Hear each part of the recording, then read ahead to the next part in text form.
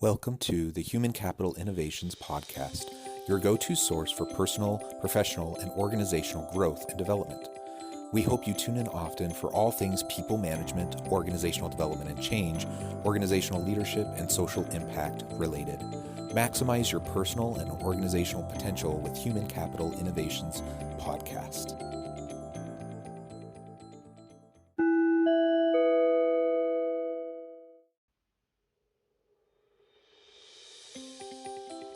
Welcome to the Human Capital Innovations Podcast.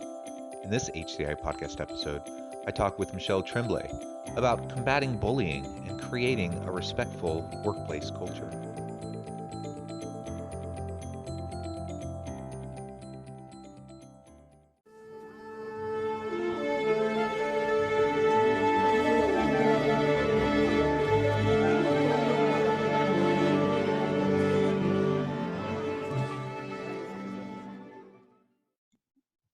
Michelle Tremblay, welcome to the Human Capital Innovations Podcast.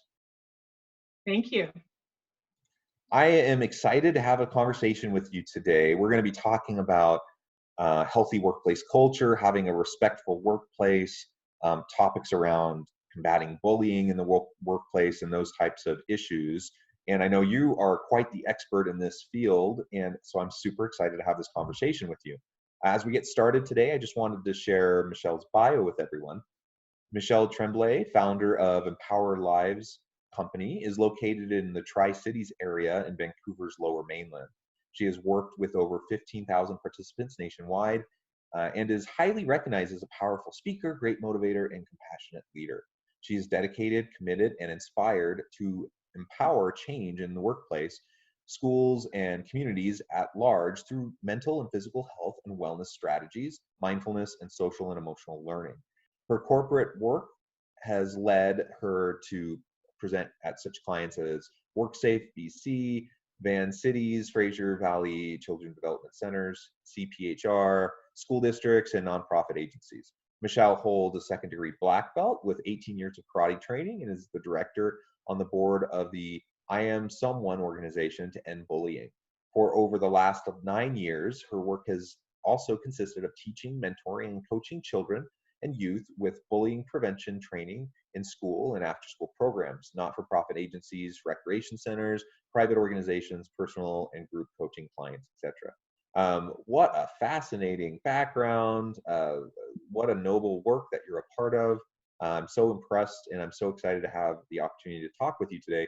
And among all of those accomplishments, the fact that you're a second-degree black belt, 18 years of experience, that is amazing. Thank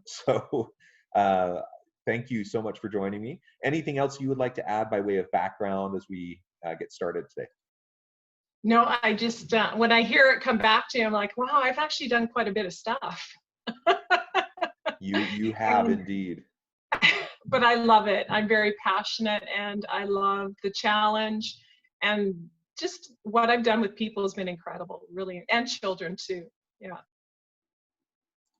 Yeah, great. Well, tell us how you got into this line of work. You're doing kind of a variety of things, all with connective tissue between them, right? So there's a common thread and theme throughout all the work you're doing, but you're doing it in a lot of different places. So how did you get to where you're at and doing what you're doing?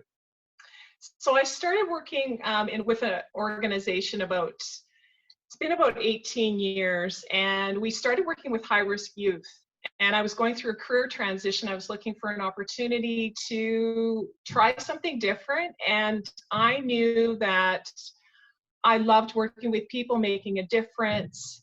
And I loved also, I'm a bit of a fitness freak, so I love my martial arts, being active, anything like that. And this project came in to work with kids. And when I was delivering the curriculum, I just felt this connection to the work and how I saw the kids shift just even in a short amount of time with the martial arts training, as well as talking about some of the psychology behind bullying, the anger, the emotions, different aspects of our human nature. And when it was connected to the kids, it was just the aha moments we got were incredible. And throughout that time period, it just took off. we started working with other districts. We went to places like Nunavut, which is way up in the Maritimes, or not the Maritimes, but up in the Quebec area, working with First Nations people.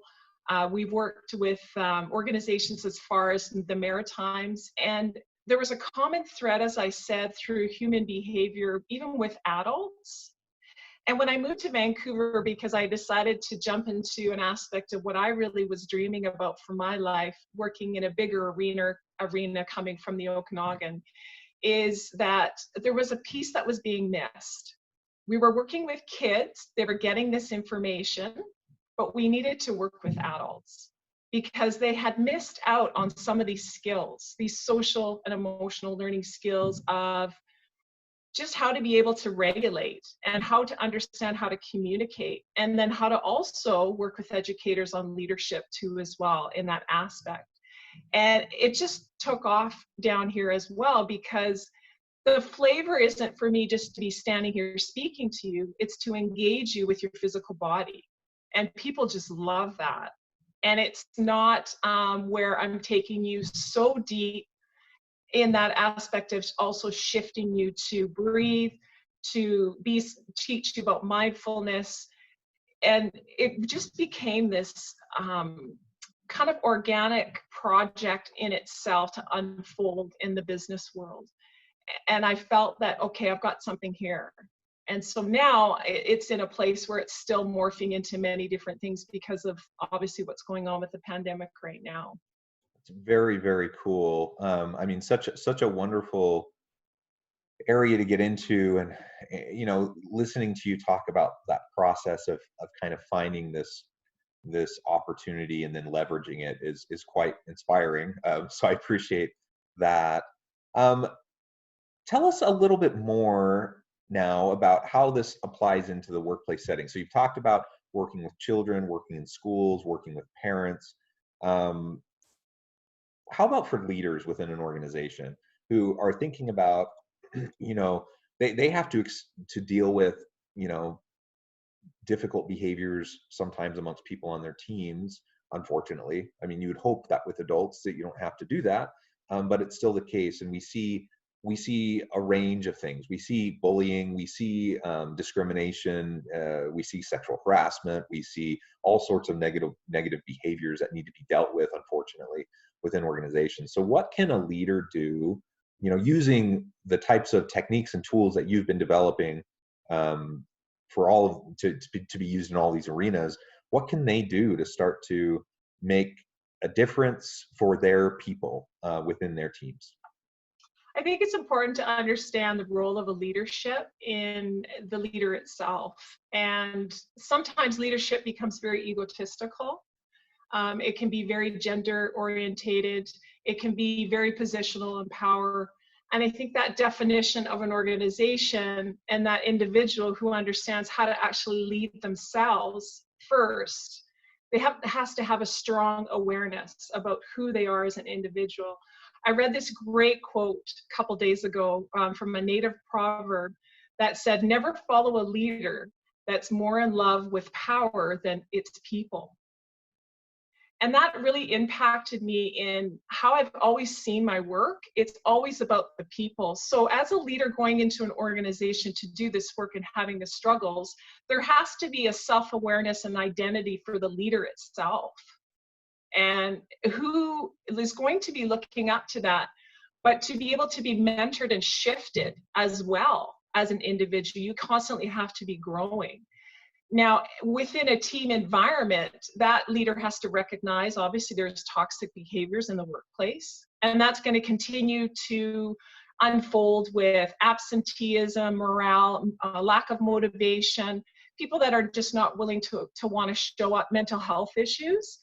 I think it's important to always know as a leader that you have to ask for help if you don't have those kinds of skills yourself. So you're going to bring someone like myself in to do this, that you're going to work together as your team to find out what are some of the issues that we're dealing with and how can we deal with this, because people don't know what they don't know unless they are told or they know something different.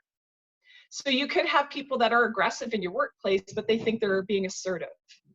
uh, the dynamic of that. So I think as a leader, you have to recognize that your level of vulnerability to say that I have an issue here that I need to be dealing with, but I don't have the tools or the skills, is that first step to be able to recognize that, okay, I need to check in and I may need to get help with this too as well. Yeah, I think that's so important. All of those issues and trying to understand the underlying dynamics behind the negative workplace behaviors. Now, sometimes you can't tolerate certain behaviors, and if those occur, then there may need to be discipline or even severing the employee relationship with the organization. That's the hard part of the hard work of being a leader, is dealing with those difficult kind of situations and having those difficult conversations. But being proactive, which I hear kind of what you are saying, understanding the underlying um, drivers of those types of negative behaviors, and then leaders taking the opportunity to be proactive in creating a safe and dynamic, healthy culture, can help really diminish the likelihood of those types of negative behaviors occurring in the first place, right?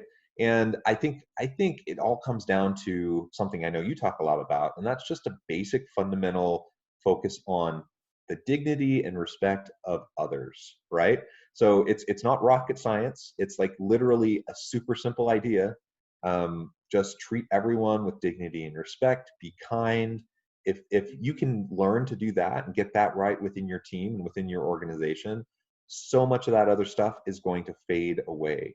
But unfortunately, we live in a world that's highly polarized, where people are constantly like bashing heads against each other because of disagreements and tribalism and different ideologies, and we forget that we have more similar than we have different, and our differences aren't negative. They're ways that we can see the world differently, that we can come together to drive better solutions for organizational problems, and that in fact we're in this together, and we still get to treat each other kindly with dignity and respect. When we do that, and we can have civil discourse even amidst disagreement, then you can break down those situations where tempers rise, where people are focused, more ego driven, focused on themselves. You can start to have this more holistic approach to everyone looking out for everyone else. Hmm. And all I can say and reflect on is, from my martial arts training, when I first walked into my dojo, there's a whole level of Japanese culture that is about respect. And you bow and you have a leader. And boy, that leader is a powerful individual in your life. He is someone that is intelligent. He is someone that cares about his students. He's someone that sees your potential. And he's not going to let you get away with just showing up just a little bit. He's going to push you to those next spaces within yourself. And I think as a leader, that I've experienced that as someone that I wanted to mentor and emulate those kinds of qualities, and saw how powerful that was as a team to really truly invest, to show that you care, to show that you are of value. And I mean, it isn't rocket science, but it's what's the motivation behind this person in leadership? Is it about your title, or is it about your role as a leader? And so that definition, if for me, is how I see things starting to change, where we're becoming more conscious of that and wanting to take care of the needs of the people instead of it all being about us. Because if I am the leader, I win when you win. I win when you actually become better than me in certain aspects of your job, because I look back on that seed I've planted, and that's fulfilling and rewarding, most Yeah, definitely. yeah.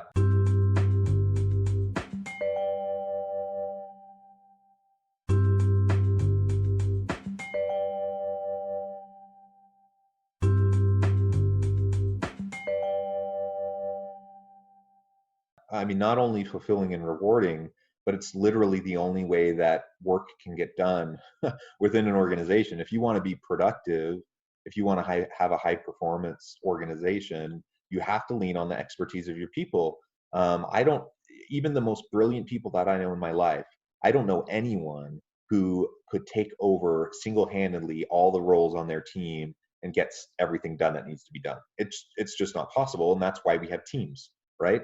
That's why we have people with different expertise. And the leader, once you're in that role, you have some level of expertise, obviously, because you've had success in your career up to that point to be put in that role. But you are now creating the vision and the strategy, and then supporting and empowering the people on your team that report to you. And they're the ones on the ground, right? They're the ones with the expertise in their specific spheres, and they're the ones you need to lean on. And so I like how you described, the primary role of a leader is to help those that they work with to learn and grow and become even better than them. That is the true mark of a good, powerful leader. Someone who's constantly developing other people, who's not so caught up on themselves and their own ego to think that they have to know everything, that they have to be involved with everything, that they have to have their fingers in every little different activity that's happening. But they learn to trust their people, they empower their people, they lean on the expertise of their people, and that creates a dynamic environment where people perform at peak levels, or at least where they have the opportunity to perform at higher levels and drive more productivity, innovation, all of those types of positive outcomes for the organization. And that's what makes you a successful leader, right? It's when the organization performs for the marketplace. And it's not going to perform for the marketplace when you're micromanaging, when you're stifling the creativity of your people. And it's certainly you're not going to create as much value for the marketplace as you could when you have negative workplace behaviors occurring, when you have people engaged in harassment, people engaged in bullying, people engaged in just withdrawal cognitions, disengagement, absenteeism, all those types of things. That's what drives down the success of an organization. And that's why we need to create dynamic, safe environments that foster respect for everyone. That includes respect for self, respect for your leader, respect for your teammates, everybody. And sometimes you have to start at square one, depending on the organization, of where you're able to bring in those skills and those tools for people to recognize their own, how they're contributing, whether it is positive or negative. And we do know that a healthy environment will produce a healthy result within healthy people. So those people have also to have good mental health and wellness. And how are they showing up with everything else that's going on in their life? This is a human being first, instead of just looking them as an employee. And it's a very delicate subject that we talk about mental health, because I don't want to be telling everybody my issues and things that may be going on, but we know it's going on. And it's rampant in us trying to show up and be contributing in a positive way when I'm dealing with an addiction or there's marital issues. And this is the reality of life. So what I'm seeing is that there's organizations that are looking at that aspect of helping their people with those parts, and to take the time to invest in that, to know that they're going to help from that place of care and show their value with that individual, to bring their organization to an organization that you'd want to show up for work and be able to contribute it because you're truly cared for, not just by the numbers that you're bringing in, but the fact that, like, I'm having something happening in my home life, so there has to be safety for me to be able to deal with it. And I think it's, it's a community. It's a community of people that you're working with and you spend a lot of time with. And to have that ability to be able to inspire that within individuals and get the help that they need, is recognizing that, we just can't just pretend it's not there anymore. It's like this pink shirt day that we put on a purple t-shirt, pink t-shirt. I must have other colors in my head. And we'll say it's anti-bullying, but we're still not really getting to the core issues of what's going on. So we are now starting to realize that the psychology of all of this is about giving people a lot more way to recognize that this is not working anymore. And we've got to make this change. And I think this is a really great time in our world to start to see this shift. Yeah, I agree. I mean, right now in the middle of this disruptive environment, disruptive global economy, the pandemic raging, political and social strife, and difficulties and challenges, it's causing organizations and leaders to rethink everything, really, trying to figure out what they can do to be successful, to keep their doors open, to support their employees. And it's requiring leaders to have difficult conversations.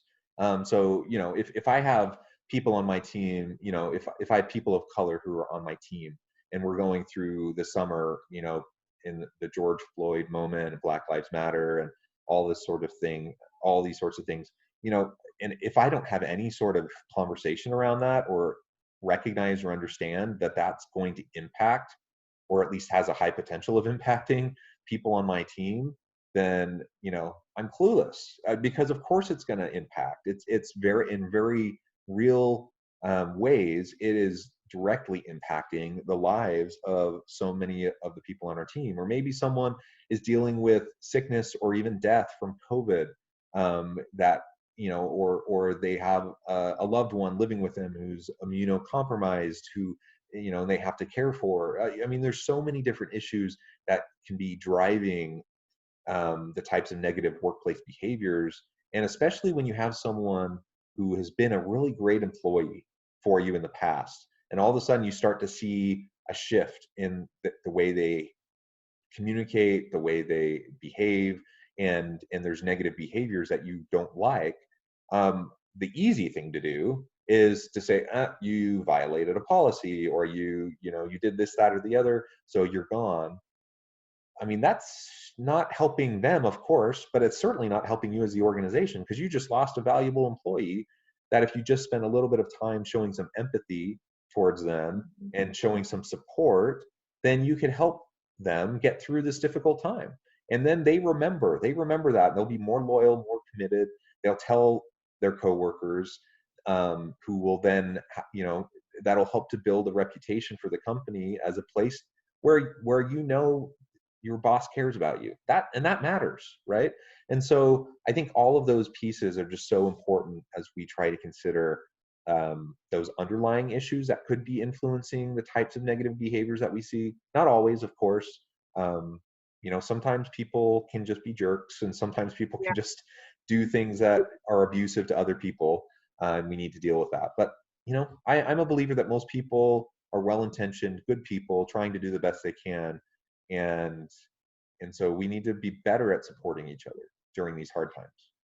And I think too, within an organization, if you do have some of those individuals that you are having issues with, and they have been written up and given opportunities, and there's still not a change, then yeah, there's certain aspects of that has to be, this may not be the right opportunity for you if you've tried everything and exhausted those efforts. And it could be the best thing that that person has the opportunity to move on. But as you said, and I love Simon Sinek. I follow a lot of his stuff on LinkedIn, and he made a good point about being a leadership we've kind of come from has really been selfish. And now we need to really take a hard look at how are we caring and having that empathy. So that person's sales has gone down. Well, maybe there's, like you said, something else going on here that I need to say, hey, buddy, like, what's happening here? Is everything okay? And I think that, intuitively, sometimes we have those soft skills ourselves, and others have not had that experience for themselves, so they don't even know how to deliver it. And it makes them feel very uncomfortable. So those are things that we can learn as we teach children. Adults can learn that too as well, but it's just showing that you're taking that time and effort for an individual, because they will produce so much more for you when you invest in who they are as a person. And it can be as simple as just asking them how their weekend was and genuinely caring, because we can tell whether it's fake or not and where that comes from. So I love what I do because I'm able to go in and incorporate a lot of these pieces, but do it in a really playful, fun way that doesn't put people individually on the spot where they're feeling like they are called out on it. And as a group, there can be a lot of vulnerability through that can be exposed to say, you know what, actually, I do need some support here. And it's amazing what can come when you create that trust and that safety within that organization. Safety and trust, respectful environment, treat people with dignity and respect, be kind. Yeah, it kind of comes back to those basic features. And I can say that I didn't honestly know what respect was until I started with my training in martial arts, because there were, you know, concepts and ideas about it, but it was actually a feeling of how someone honored who I was and was considerate and respected me by showing up on time or whatever it was. That environment was engaging, and it was also about lifting, but it was about that feeling for yourself to take pride in who you are and how you are contributing, how you're showing up. Sometimes we have a revelation that this organization is not for us anymore, and we need to take those steps and let go. And I see a lot of people hanging on to something where they're not happy, but because of the paycheck, they are staying in those positions, they're miserable. And it's difficult for people to make change, to understand that the fear of the unknown is just the fear of the unexperienced, and it's uncertain, but we still have to sometimes take those steps. And I'm also going to say is you need to have a mentor or a coach. I've had great people in my life, I continue to have, and as a leader and anybody that's going through anything even at this point, is to be able to manage that, not by yourself, but by people around you to help you, because you need to have that support system. Michelle, it has been a real pleasure talking with you. The time has flown by, and we're already coming close to the end of our time together. But I did want to make sure before we part ways today that I give you a chance to share with listeners how they can get connected with you, find out more about your organization, and let us know if there's anything else you would like to share. So what's happening right now is I am transitioning to everything online, which has been a big learning curve for me and exciting but scary at the same time. I'm ready to open up the doors to other organization or corporate clients, and also the work I do within the school system and communities to offer programming, workshops, keynote speaking engagements, and any kind of opportunity that I can help a team engage in mental health and wellness. So everything can be directed towards my website, www.empowerlives.com. And through that, there's lots of information on there, how people can get a hold of me and even customize what they want to do with their team. They may have an issue with accountability and responsibility with their leaders, and I have gone in and done work around that, which has been fantastic. So I'm excited about what I can do on a bigger scale right now with what our platform is. So here's to all the good successes for us coming with this shift that's happening in the world today. Excellent. Thank you, Michelle. It's been such a pleasure. I really hope that listeners will reach out, get connected, find out more about what Empower can do for you. And as always, I hope everyone can stay healthy and safe, find meaning and purpose at work each and every day. And I hope everyone has a great week.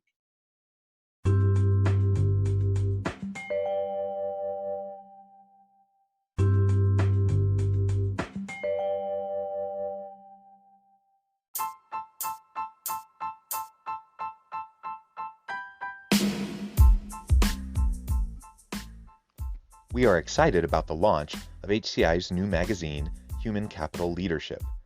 Human Capital Leadership is a free, interactive e-magazine designed to help individuals, leaders, and organizations find innovative approaches to maximize their human capital potential.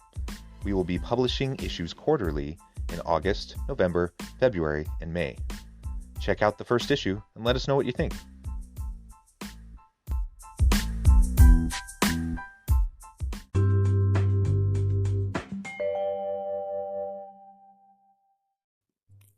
Thanks again for joining us for this episode of the Human Capital Innovations Podcast. I hope you stay healthy and safe and that you have a great week.